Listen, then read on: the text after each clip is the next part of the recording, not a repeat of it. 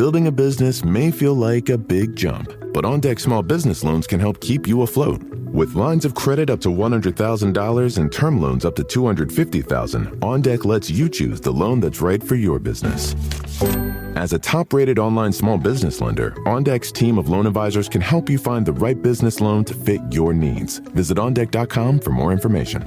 Depending on certain loan attributes, your business loan may be issued by OnDeck or Celtic Bank. OnDeck does not lend in North Dakota. All loans and amounts subject to lender approval. Breaking down every game, every day in Major League Baseball. This is the Baseball Betting Show. Here is your host, Greg Peterson.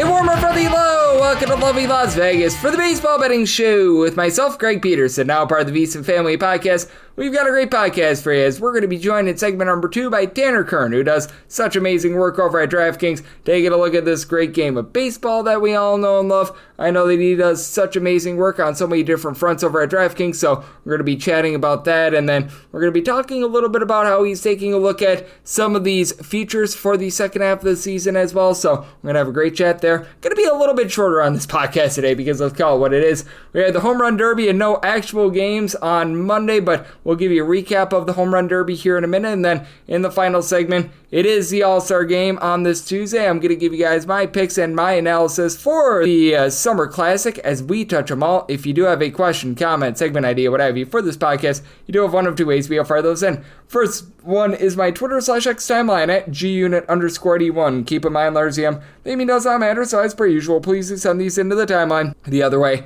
is via an Apple Podcast review. If you rate this podcast 5 stars, it is very much appreciated, and then from there, you're able to fire in whatever you'd like to hear on this podcast via that 5-star review. While I did not get in any Twitter/X questions today, everything is powered by EdgeBoost. EdgeBoost is making sure that bettors are able to access the funds that they so rightfully deserve for all of their gambling-related transactions 100% of the time. If you go to edgeboost.bet, utilize that promo code of Greg, G-R-E-G. That'll give you a dollar for dollar match on your first deposit up to $25. Now let's take a look back at what we got in the Home Run Derby on Monday. Not really a lot of trends to be had, but let's recap it. Games from yesterday is Greg buzzing about. Here is the rowdy recap. Well, it was indeed Cal Raleigh that got the job done and was able to win the Home Run Derby. It was a very interesting first round as you had Oneil Cruz and Junior Caminero really light it up in the first round, 21 home runs apiece. Cruz was just absolutely crushing balls while Caminero was just a steady Eddie guy, the rock of consistency there. Jazz Chisholm, he did not have a good first round. He had 3 home runs. That was a little bit less than savory. And for Brent Rooker and Cal Raleigh, they were both able to get 17 home runs. They had to go into a swing off, and Rooker was unable to get the job done, and Raleigh was able to survive and advance. And for Byron Buxton, he was able to have 20 home runs. He was able to advance to round number 2. I personally took Matt Olson to win the Home Run Derby. 15 home runs, got off to a really slow start, was warm towards the back half of his round, but then in the bonus round he did absolutely nothing. And then James Wood, he had 16 home runs, solid performance, not enough to be able to advance. And then it was Oneil Cruz against Cal Raleigh. Cruz, it just felt like tired himself out in that first round. He had 13 home runs, and Big Dumper was just absolutely raking in that second round for 19 home runs, as the other two guys, Junior Caminero and Byron Buxton, they had a combined 15 home runs in round number 2. Caminero got the job done 8-7. He didn't have to swing anymore because Buxton just had a bad second round, but then in the final round, Cal Raleigh, he gets the job done 18-15. He is the first ever catcher to be able to win the Home Run Derby. We also saw Oneil Cruz have a 513-foot home run. Again, this guy was absolutely crushing balls in that first round. So it was tremendous, and it was a fun Home Run Derby. So hopefully you guys all enjoyed it, and hopefully coming up next, you enjoy this chat with Tanner Kern, who does great work over at DraftKings right here on the Baseball Betting Show. Myself, Greg Peterson, now a part of the VSiN Family Podcast.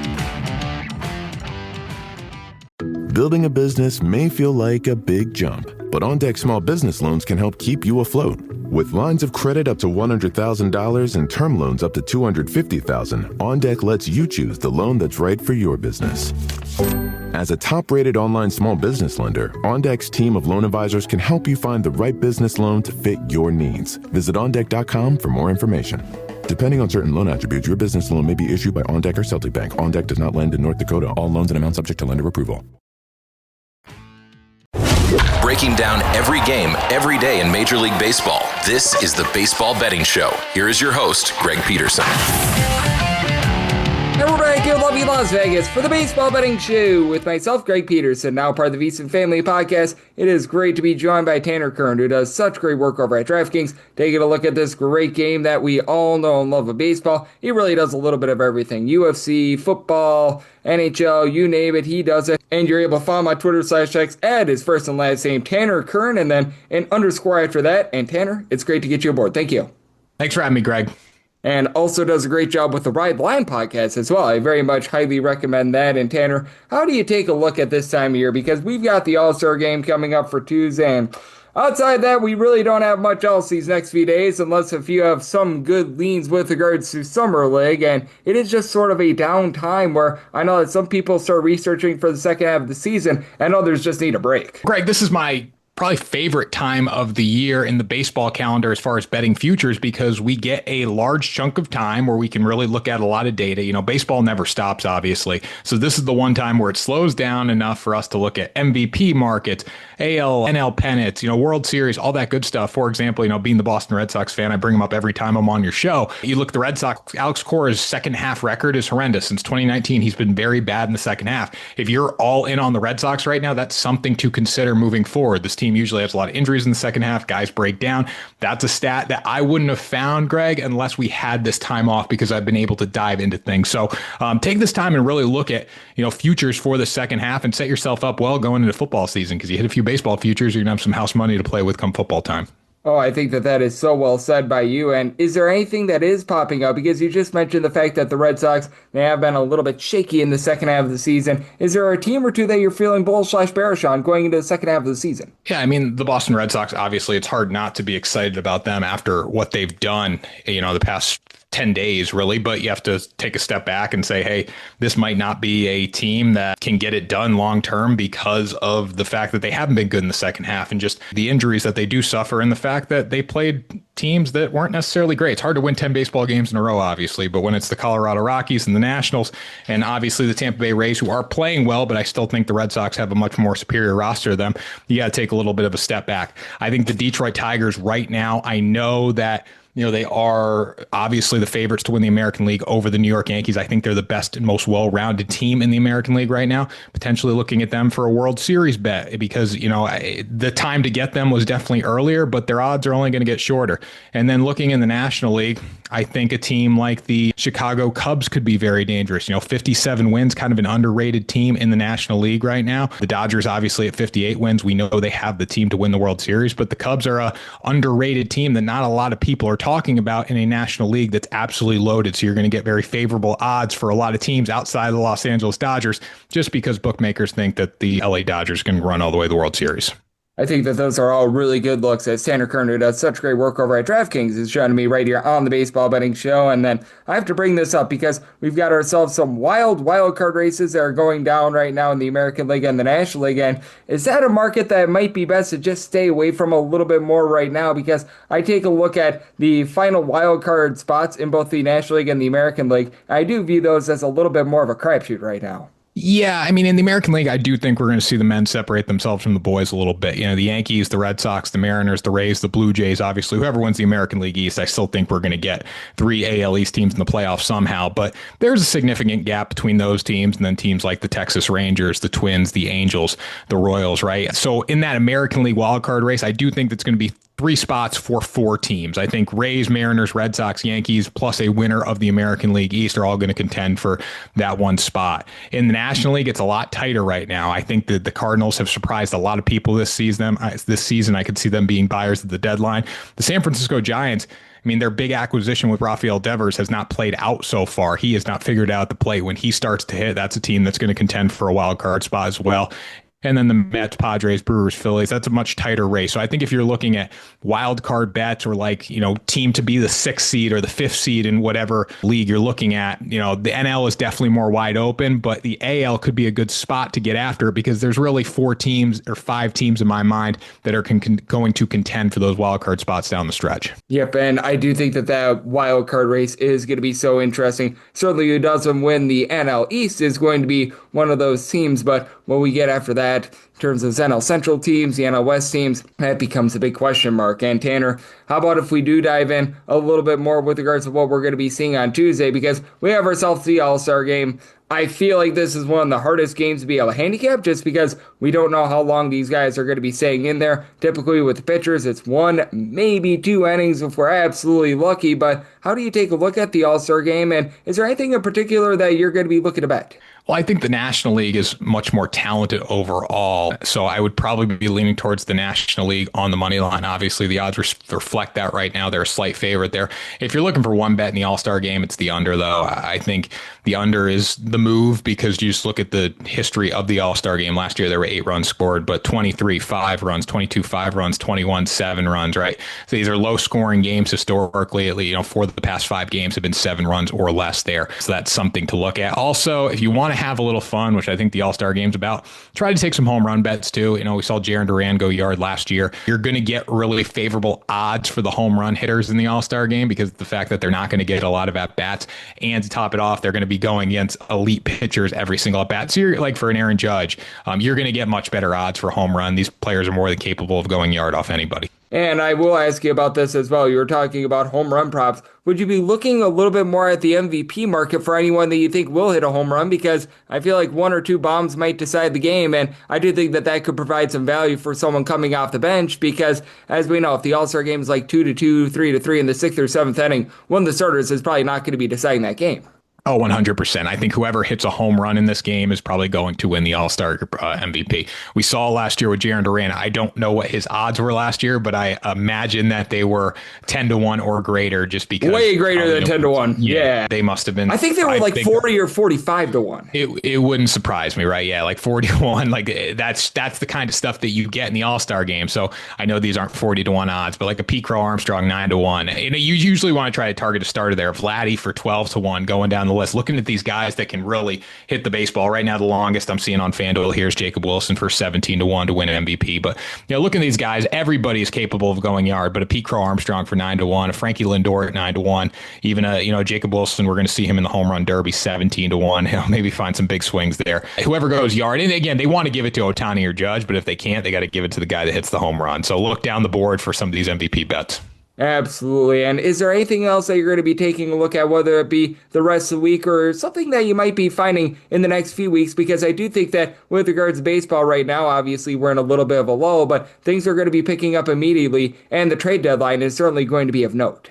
Well, I'm seeing a lot of, if you think teams are going to buy right now, you got to jump on them early. Like the Red Sox, I bring them up because that's who I watch all the time. But if you think the Red Sox are going to buy at the deadline and it's going to significantly impact their team, which everything we're hearing right now is that's what's going to happen, then you should jump on the Red Sox right now. And when it comes to the division, I believe they were 6-1, the AL pennant, I think 11-1, 10-1 right now, and then the World Series as well. Just because if they do get another frontline starter, those odds are significantly going to shorten. So look at the teams that are going to buy at the deadline. Look at the teams that also have the money to buy. The New York Yankees, I mean, they're the favorites to win the American League East right now, even though they are back in the division by 2 games. But we know they're going to buy more than the Toronto Blue Jays or any other team, maybe besides the Boston Red Sox in this division. So even for -115 or -130, whatever they are to win the American League East currently, that's a better number than you're going to get if they go out and get a frontline starter. Also, taking advantage of the teams that maybe are not going to buy, right? Like I look at, the Tampa Bay Rays right now, they're kind of hovering after a rough series in Boston. I do think they're going to be in the picture, but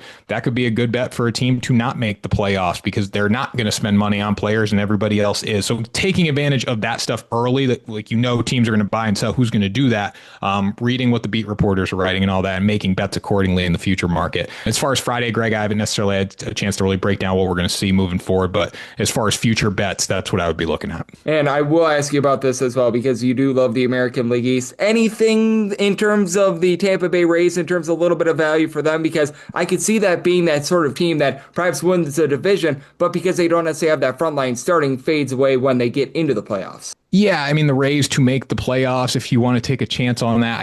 What I saw this weekend from Tampa Bay, and I know they played the Boston Red Sox very hard, their roster, when you take a look at it, is behind the Blue Jays. It's behind the Red Sox. It's behind the Yankees. And what we've known from Tampa Bay for all these years is they have great shutdown pitching, and they do have some really quality starters, but the bullpen has been an issue for them this season. And for a team like the Rays to, go on and make the playoffs, win a division, they have to figure out that bullpen. So if you believe in it, great. I just don't right now. I do ultimately think, and I'm higher on Boston, I think, now than I was. But I think the Red Sox, Blue Jays, and Yankees rosters are just significantly better than Tampa Bay if the Rays aren't able to fix their bullpen. So I wouldn't be too high on them for 12-1 right now in the division. I think it's a solid bet. I like the Red Sox a little more for 6-1 though, considering they're going to buy for sure. And what I love the most is getting you aboard, Tanner, because you do such a great job taking a look at this great game that we all know and love of baseball. Let the good people at home know what's all on tap for you and how people can follow along on social media to other platforms. Yep, so you can find me on social media at Tanner Kern _ or at Tanner Kern. Varies across platform, but one of those, you search Tanner Kern, you'll find it every day on the DraftKings Sportsbook social handles, and then the Ride the Line podcast on Tuesdays and Fridays with Grant Mitchell. Yep, and Tanner does a great job with that podcast. He does a great job gauging baseball in general. So big thanks to Tanner for joining me on the Baseball Betting Show, now part of the VSiN Family Podcast. And coming up next, it is that time of the podcast to give you picks and analysis on the All-Star Game for this Tuesday as we touch them all. Building a business may feel like a big jump, but OnDeck Small Business Loans can help keep you afloat. With lines of credit up to $100,000 and term loans up to $250,000, OnDeck lets you choose the loan that's right for your business. As a top-rated online small business lender, OnDeck's team of loan advisors can help you find the right business loan to fit your needs. Visit OnDeck.com for more information. Depending on certain loan attributes, your business loan may be issued by OnDeck or Celtic Bank. OnDeck does not lend in North Dakota. All loans and amounts subject to lender approval. Breaking down every game, every day in Major League Baseball, this is the Baseball Betting Show. Here is your host, Greg Peterson. And we're back here in lovely Las Vegas for the Baseball Betting Show with myself, Greg Peterson, now part of the VSiN Family Podcast. It was great to be joined by Tanner Kern, who does such great work over at DraftKings. Take a look at this great game that we all know and love of baseball. Every single time he joins me, he lends such great insights, and he did so once again today. So a big thanks to Tanner for joining me in the last segment. Now it is that time of the podcast. I give you picks and analysis for the All-Star Game as we touch them all. If a game is listed on the betting board, Greg has a side and a total on it, so it is time to touch them all. Do note that as per usual, any changes that are made to these plays will be listed up on my Twitter/X feed at @GUnit_81. Very easy to go in rotation order when there's only one game on the rotation, and I will say the same thing that I said yesterday. Typically, with everything that I give out, it's stuff that I'm actually betting and everything like that. The All-Star Game and the Home Run Derby are the two exceptions. I really do not deal with exhibition games. I do not want to be more invested than the guys out there on the field. I will just call it what it is, so tread lightly on this one. I will say that. This is not the game that you want to be going all in on. It is the All-Star Game. This is for the fans. This is for fun. You might not be getting full bore effort on this one. 947, 948. The American League is on the road against the National League as this is out there in Atlanta. Pretty much a pick'em price, anywhere between -105 to -112 on the National League, -105 to -110 on the American League. Total is 7, over -120, and the under is even. Did land on the over. I set my total a little bit north of 7 at a 7.3, just because of the fact that if both teams get to 3 runs, you at the very minimum get a push on this. I recognize that the pitching is very good, and you've got a neutral ballpark in Atlanta. If you look at ballpark factors over the last 3 years, it ranks 16th out of 30 ballparks. Not really a pitcher's ballpark, not really a hitter's ballpark, and obviously you've got mashers on both sides of things. For the National League, you've got all these guys who will be able to give you the north of 18 home runs this season. Pico Armstrong, Seiya Suzuki, Shohei Ohtani. The Cubs in general have been really good. You have a little bit less in terms of home run power on the National League side of things than the American League, because for the American League, you've got 4 different guys in the starting lineup with at least 23 bombs.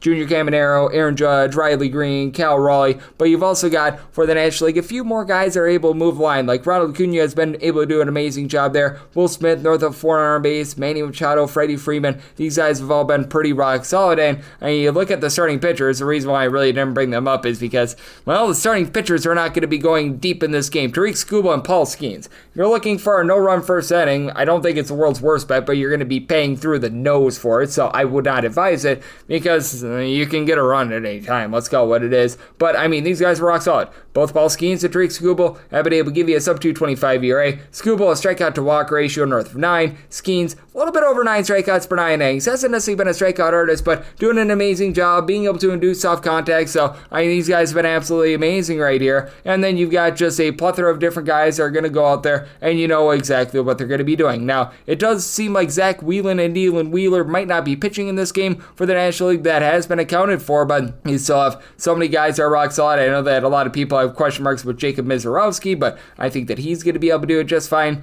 job for this team. And additionally, you should be able to get quite a bit out of these guys like a Mackenzie Gore, who's been able to do a really good job of getting strikeouts. Andrew Abbott, I feel a little bit here nor there on. Matthew Boyd has actually had a really nice season. Then your old reliables like a Logan Webb has been able to do a solid job. They added David Peterson. He's been having himself a nice year. I trust in the relievers of the National League a little bit more, like of Jason Adam, Trevor McGill, Randy Rodriguez. Those guys on the San Francisco Giants have been rock solid, though Robert Suarez has not been. And then for the American League, Aroldis Chapman and Carlos Aceves have actually been very rock solid as well. So, those guys have been tremendous for the starting pitchers of the American League. Carlos Rodon, I feel like he gives up a few too many deep balls, and Joe Ryan, when he's away from home, does as well. But obviously the top flight guys, you've had Garrett Crochet, Jacob deGrom, Max Fried, all have tremendous years for the team as well. So, it really is a horse apiece situation. This is not one of those things where there's a massive edge to be had on the All-Star game. And if you're looking to bet the All-Star game MVP, I would say throw a dart at the dartboard, and wherever it lands, that's who you bet on. But that said, this is a circumstance where I did set the National League at a -117. I do believe that there's a little bit of something to be had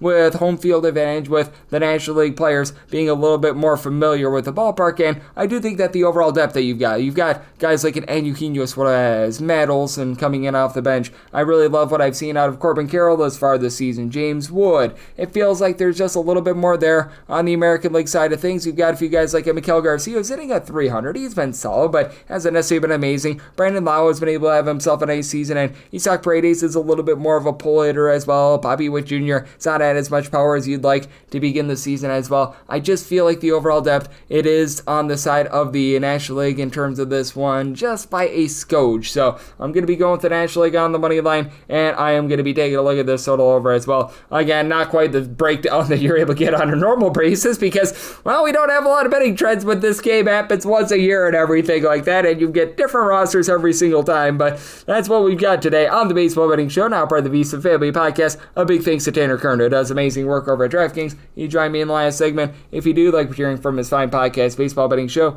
you're able to subscribe wherever your podcasts, Apple Podcasts, Google Play, Spotify, Stitcher, and TuneIn. If you have a question, comment, segment idea, what have you for this podcast, you have one of two ways we fire those in. First one is my Twitter/X timeline at gunit_81. Keep in mind, letters CM, name does not matter, so as per usual, please just send these into the timeline. And the other way is find an Apple Podcast review. If you rate this podcast 5 stars, it is very much appreciated. And then from there, you're able to fire in whatever you'd like to hear on this podcast via that 5-star review. And I'm with you guys every single day throughout the baseball season, and I will be with you guys once again tomorrow. Thank you.